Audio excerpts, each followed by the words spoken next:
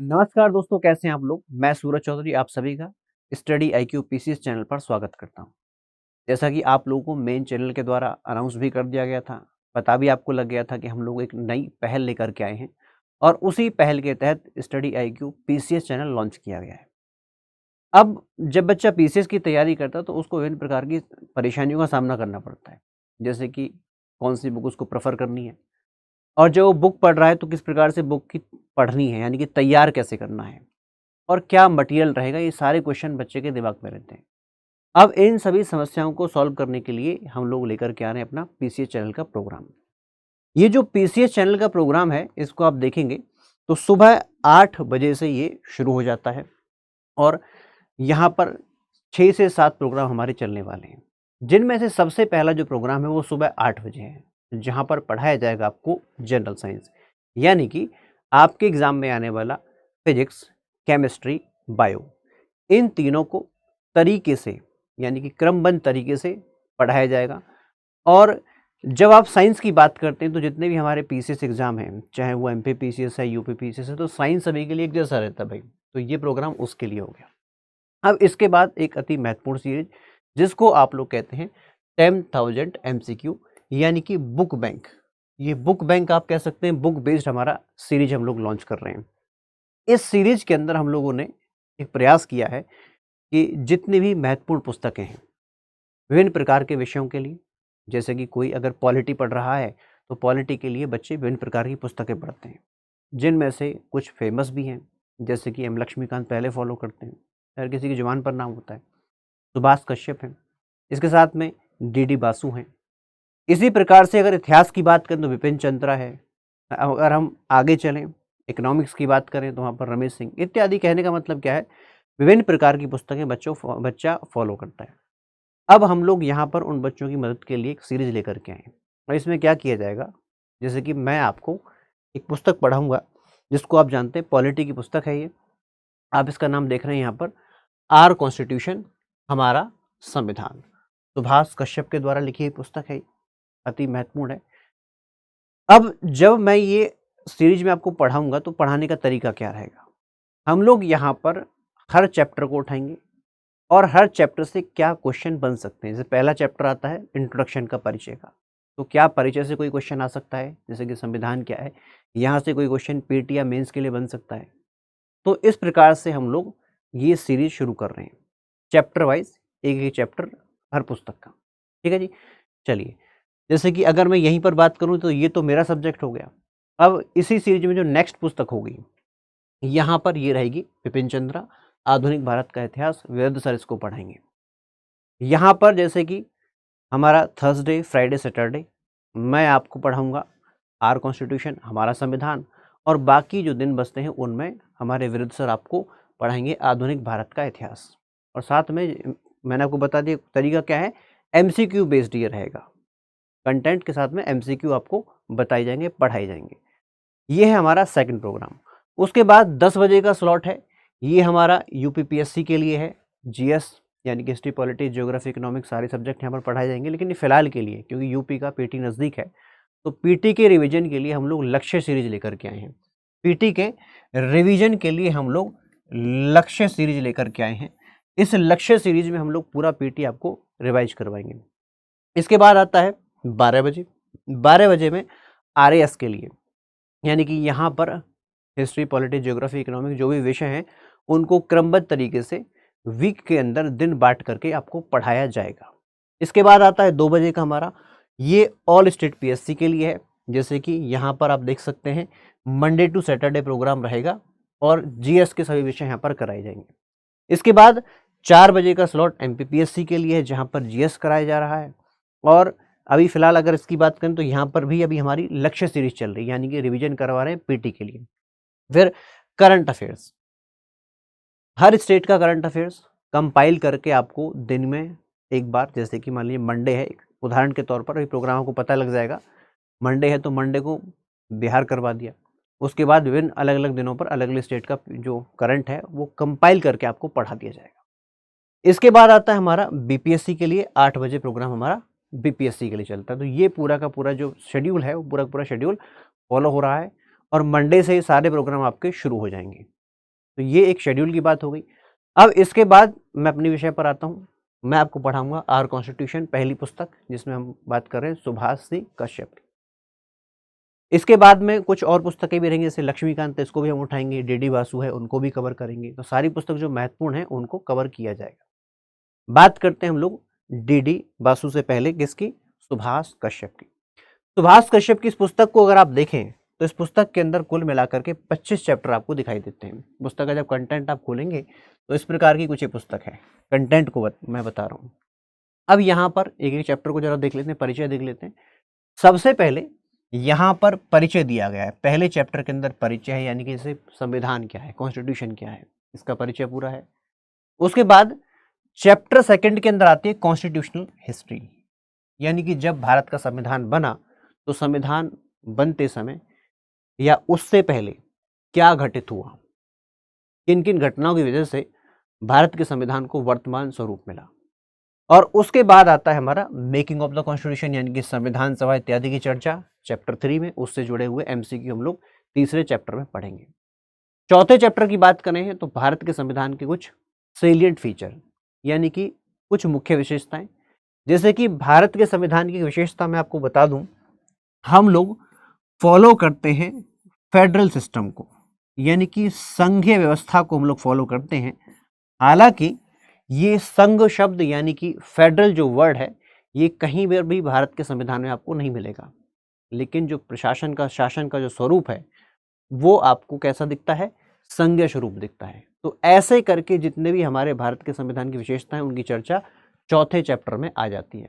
उसके बाद भारत के संविधान का परिचय, जिसको हम लोग प्रियम्बल के नाम से जानते हैं।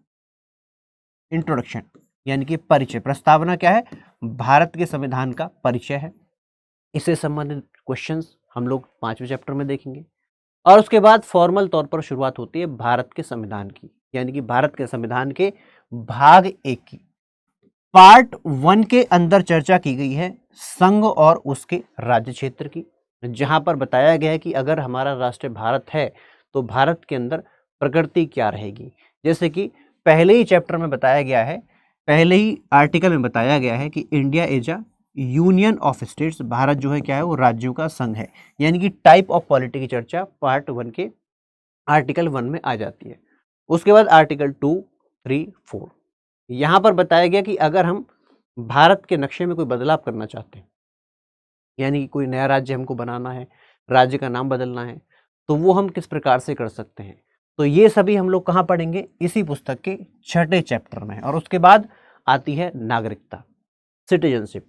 हाल फिलहाल में आपने बहुत सारे विवाद भी देखे होंगे सिटीजनशिप को लेकर के, जैसे कि सीएए सिटीजनशिप अमेंडमेंट एक्ट आया, एनआरसी की चर्चा होती रहती है, एनपीआर की चर्चा होती रहती है। तो अगर हम नागरिकता की बात करें तो पुस्तक के 7वें चैप्टर में आती है सिटीजनशिप यानी कि नागरिकता। और जब हम आगे चलें तो यहीं पर 8वां जो चैप्टर है वो है फंडामेंटल राइट्स, यानी कि मौलिक अधिकार। भाई देखिए, अगर हम देश की बात करें तो देश आप यहाँ पर पढ़ रहे हैं। अगर हम लोगों की बात करें तो अपने लोग यानी कि नागरिकों की चर्चा यहाँ पर हो रही है, लेकिन जो लोग हैं उनको कुछ अधिकार भी होने चाहिए। तो अधिकारों की चर्चा कहाँ पर, भारत के संविधान के भाग 3 में, पार्ट 3 में, फंडामेंटल राइट्स, मौलिक अधिकार। अब इसको लेकर के क्या प्रावधान है, वैसे तो हम जानते हैं कि आज के टाइम पर संवैधानिक तौर पर 6 मौलिक अधिकार हमको प्राप्त हैं, लेकिन सुभाष जी कश्यप इसके बारे में क्या कहते हैं और यहाँ से क्या क्वेश्चन बन सकते हैं, ये हम लोग यहाँ पर 6ठे चैप्टर में पढ़ के चलेंगे।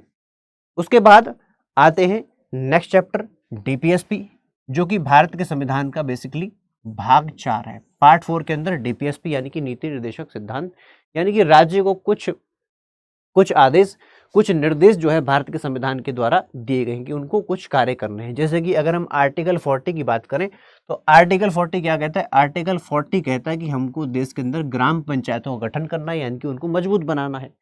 जिस क्रम में हम देखते हैं कि 73वां संविधान संशोधन 1992 भी किया गया था। तो ये हमारा 9वां चैप्टर रहेगा। उसके बाद आते हैं हमारे भारत के संविधान में दिए गए मौलिक कर्तव्य, जो कि पार्ट 4A में है। भाग 4A के अंदर चर्चा आती है, आर्टिकल 51A में इसकी चर्चा है। शुरुआत में जब भारत का संविधान आया 1950 में लागू हुआ, तो उस समय पर यह चैप्टर भारत के संविधान में नहीं था। बाद में 42वें संशोधन के द्वारा जोड़ दिया गया। तो ये हम लोग यहाँ पर पढ़ेंगे। और उसके बाद हम लोग, जैसे मैंने भी आपसे कहा था कि इंडिया क्या है, यह यूनियन ऑफ स्टेट्स है, यानी कि राज्यों का संघ है। अब राज्यों के संघ की जब बात करते हैं तो यहाँ पर डिवीजन ऑफ पावर हो जाता है, यानी कि सत्ता का विभाजन हो जाता है। और सत्ता का विभाजन किसके बीच में होता है? ये सत्ता का विभाजन केंद्र और राज्य दो जगह पड़ जाता है, यानी कि एक तरफ संघ आप इसे कह सकते हैं, केंद्र आप कह सकते हैं, और दूसरी तरफ आते हैं हमारे स्टेट, जिन्हें आप राज्य हिंदी में कह देते हैं। तो सत्ता का विभाजन दो जगह हो जाता है। सत्ता का विभाजन का मतलब क्या है? सत्ता का विभाजन का मतलब है लोकतंत्र की बेसिक चीजें, जैसे कि कानून बनाने की व्यवस्था, कानून को लागू करवाने की व्यवस्था, इन सभी का भी विभाजन हो जाएगा। और वही विभाजन हमको यहाँ पर देखने को मिलता है, जैसे कि यूनियन एग्जीक्यूटिव। जब कार्यपालिका आप पढ़ रहे हैं तो कार्यपालिका को हम दो जगह पढ़ेंगे, एक तो संघ के लिए, जैसे कि भारत की सरकार हो गई, भारत के राष्ट्रपति हो गए, अटॉर्नी जनरल ऑफ इंडिया हो गए। उसी प्रकार से अगर हम आगे चलें तो राज्य का भी हम लोग क्या है, राज्य के संबंध में भी प्रावधान देखेंगे और राज्य की हम लोग कार्यपालिका की चर्चा करेंगे। अब इसके बाद आते हैं नेक्स्ट चैप्टर नंबर 12। यहां पर चर्चा हो गई है यूनियन लेजिस्लेचर, संघ की विधायिका की। संघ की विधायिका हम सभी जानते हैं, सबसे बड़ी व्यवस्था क्या है, देश की संसद, पार्लियामेंट ऑफ इंडिया। तो पार्लियामेंट ऑफ इंडिया की चर्चा। अब इसके बाद अगर हम आगे चलें तो देश के अंदर न्यायपालिका, हम सभी को पता है कि भारत की जो न्यायपालिका वो कैसी है, इंटीग्रेटेड। इंटीग्रेटेड का मतलब हिंदी में आप इसको कहते हैं एकीकृत न्यायपालिका। मतलब क्या है, जैसे मैंने अभी आपको थोड़ी देर पहले कहा था कि भारत के अंदर सत्ता का विभाजन है, शासन को दो जगह बांट दिया गया है, केंद्र और राज्य के मध्य। लेकिन भारत के अंदर न्यायपालिका का विभाजन केंद्र और राज्य के मध्य नहीं है, यहाँ पर एकीकृत। एकीकृत का मतलब क्या है कि ये विभाजन नहीं है, और जब विभाजन नहीं है तो कोर्ट के अंदर, मान लीजिए अगर मैं बात करता हूं यहाँ पर सुप्रीम कोर्ट की, तो सुप्रीम कोर्ट की अगर मैं बात करूं तो जब कोई मुकदमा सुप्रीम कोर्ट के पास जाएगा तो ऐसा नहीं होगा कि जो राज्य के कानून है उसके लिए कोर्ट अलग होगा, या फिर केंद्र के जो कानून है उनके लिए कोर्ट अलग होगा, ऐसा नहीं होगा। यहाँ पर कोर्ट की व्यवस्था बिल्कुल समान है, लेकिन यहाँ पर एक हायरार्की जरूर है। अब हायरार्की में क्या है, जैसे संपूर्ण भारत के लिए सबसे बड़ा कोर्ट, जिसको हम लोग सुप्रीम कोर्ट यानी कि सर्वोच्च न्यायालय कह देते हैं।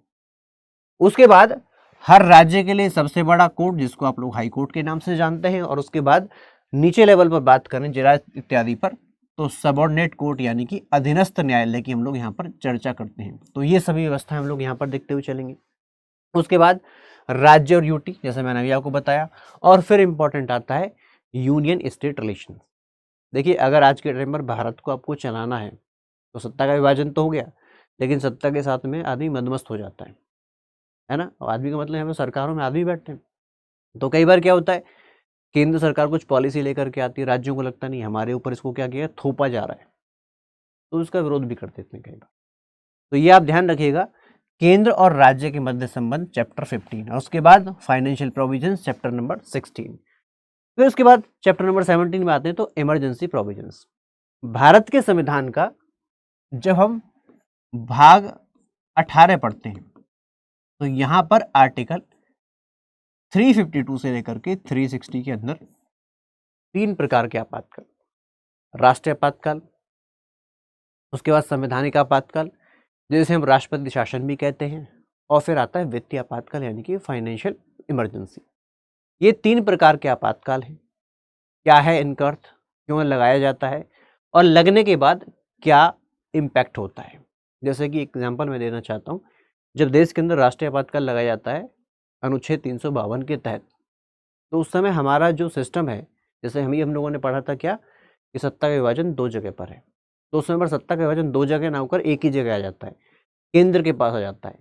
इसीलिए कहते हैं कि इमरजेंसी के अंदर हमारा जो सिस्टम है वो यूनिटरी बन जाता है, टेम्परेरी, जब तक आपातकाल रहेगा। तो ये सारी बातें यहाँ पर चैप्टर 17 में। उसके बाद services under the union and the states, यहाँ पर अगर बात करें तो भाग 14 की बेसिकली बात हो रही है। ऑल इंडिया सर्विस, इसके साथ में बाकी जो सर्विसेज हैं उसके संबंध में भारत के संविधान में क्या प्रावधान है, तो सुभाष जी कश्यप उसके बारे में क्या कहते हैं वो अपन लोग यहाँ पर 18वें चैप्टर में पढ़ेंगे। और उसके बाद लोकतंत्र की बात हो रही है, चुनाव की बात ना हो तो ऐसा हो नहीं सकता। तो भाग 15 बात हो रही है किसकी, चुनाव की। चुनाव को लेकर के हमारा भारत का चुनाव आयोग है, साथ में चुनाव के संबंध में और प्रावधान, ये सब हम लोग चैप्टर 19 में, और चैप्टर 20 के अंदर भाषा संबंधी प्रावधान आ जाते हैं। उसके बाद इंपॉर्टेंट क्या है यहाँ पर, भारत के संविधान में संशोधन, अमेंडमेंट ऑफ द कॉन्स्टिट्यूशन, कि अगर हमें भारत के संविधान के अंदर कोई अमेंडमेंट करनी है, कोई संशोधन करना है, तो किस प्रकार से वो संशोधन हो सकता है, उसका क्या प्रावधान है इस किताब के अंदर। साथ में अब आप क्वेश्चन का आंसर मुझे देंगे कि आज तक भारत के संविधान में कितने संशोधन हो चुके हैं, कितने संशोधन आपको पता होना चाहिए भारत के संविधान में हो चुके हैं। नेक्स्ट वीडियो में मैं आपको इसका आंसर भी दूंगा। फिलहाल के लिए क्वेश्चन, कितने संशोधन भारत के संविधान में हो चुके हैं, इसकी क्या प्रक्रिया है, पुस्तक में क्या दिया गया, उसके ऊपर जो MCQ है वो हम लोग यहाँ पर 21वें चैप्टर में पढ़ेंगे। और उसके बाद पंचायती राज। देखिए, अगर हम भारत के अंदर सरकार की बात करें तो वैसे तो हम लोग मोटे तौर पर जानते हैं कि 2 प्रकार की सरकार है, एक केंद्र की सरकार चलती है, एक राज्य की सरकार चलती है। लेकिन अगर वास्तविक रूप में देखा जाए तो हमारे पास तीसरी सरकार भी होती है, यानी कि तीसरी व्यवस्था भी है, और वो क्या है, वो है हमारा पंचायती राज, या फिर अगर हम इसको कह सकते हैं लोकल बॉडीज, हिंदी में हम लोग इसको स्थानीय निकाय के नाम से जानते हैं। अब स्थानीय निकाय के अंदर 2 बॉडी आ जाती है भाई। देखो, ये पंचायती राज है ग्रामीण क्षेत्र के लिए, लेकिन ऐसी व्यवस्था शहरों में भी है जिनको हम लोग नगर पालिकाओं के नाम से जानते हैं। तो वो प्रावधान हम यहाँ पर पढ़े, और उसके बाद विभिन्न प्रकार के प्रावधान वो हम लोग चैप्टर 23 के अंदर पढ़ना शुरू कर देंगे। इसके बाद आता है 24, वर्किंग ऑफ द कॉन्स्टिट्यूशन, कि संविधान ढंग से काम कर रहा है नहीं कर रहा है, और उसको लेकर के रिव्यू।